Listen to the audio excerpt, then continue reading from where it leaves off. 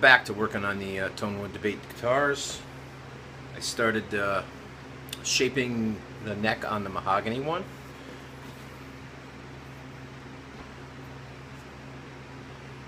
Still need to sand a little more, you know, smooth stuff up. But a nice feel to it. What I did is I took the calipers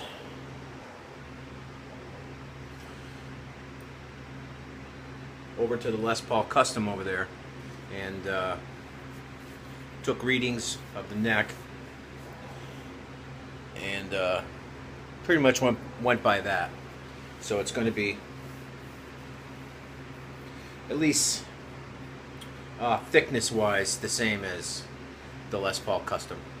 The shape may not be the same because, you know, I'm doing it by hand, and I'm going to shape it till it feels good to my hand, which is pretty close to where it is now.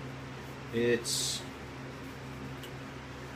not as thin as, you know, those shredder guitars, you know, like the Ibanez, the Wizard 2. The necks are about this frickin' thick. I have one of those, and I notice that when I play it, the neck is so thin that your hand cramps up after playing a while on it. You know, you're playing chords and stuff, bar chords, and it just gets you right in through here. I like fatter necks. I don't like giant baseball bat necks, you know. I don't like the 50s style Les Paul necks. They're too thick. Because I like to wrap my thumb over. I know, bad playing technique.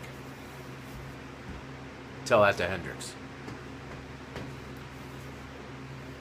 I like to wrap my thumb over and grab the bass string on some chords, and but it's looking pretty good. And got a nice smooth transition into where it meets the body.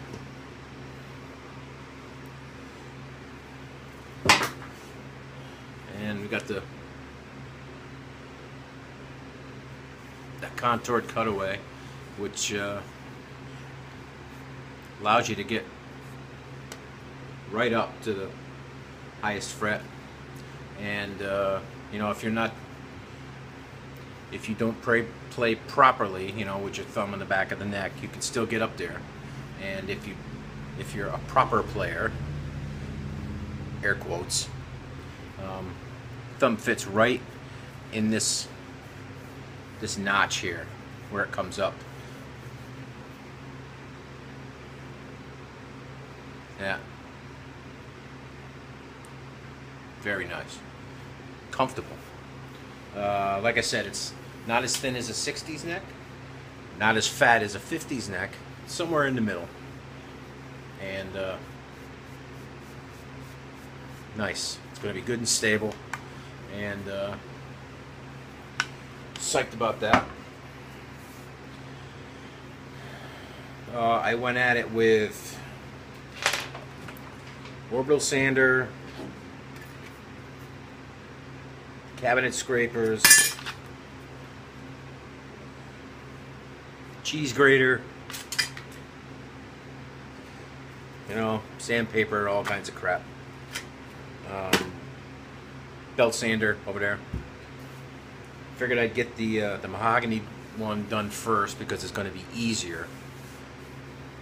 Because maple one, everything about building that one is a pain in the ass. Wood is hard as a frickin' rock. Sand's hard, cuts hard, shapes hard. Well, that one's going to take me a while, and that's the one I'm going to film. And like, this is really not all that groundbreaking on how to do it, but you know what, it's going to take a long time. So I think what I'm going to do is do the time-lapse thing, and then probably cut like 3 hours worth of filming down into about hopefully 6 minutes of video.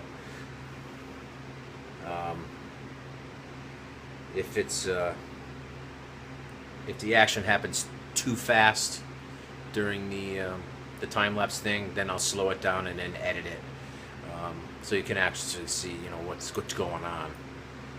But yep, here we go.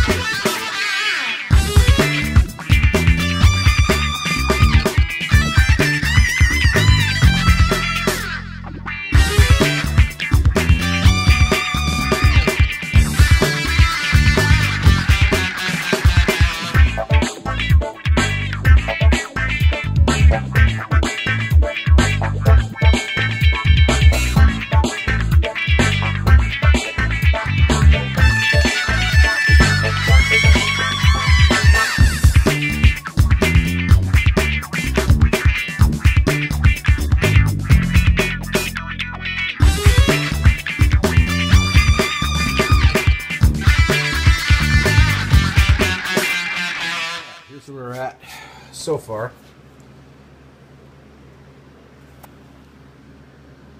You can see still a little rough. I got a ways to go.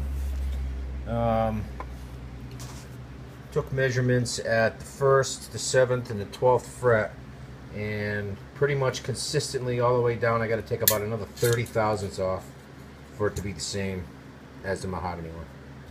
And as you know, everything has to be consistent. So that's where we're at. Alright, so that's where we're going to call it quits for tonight. I'm going to go upload that time-lapse video. And if it looks like shit, then I won't be doing that again. Going to have to slow it down because it about an hour's worth of filming. Basically took up like a minute and a half. So I don't think I'll be using that again. Really poor recording quality. So, but for now, that's what we're stuck with. It's 11 p.m. and I'm gonna go inside and relax. So, until next time, behave yourself. We'll see you then. Bye.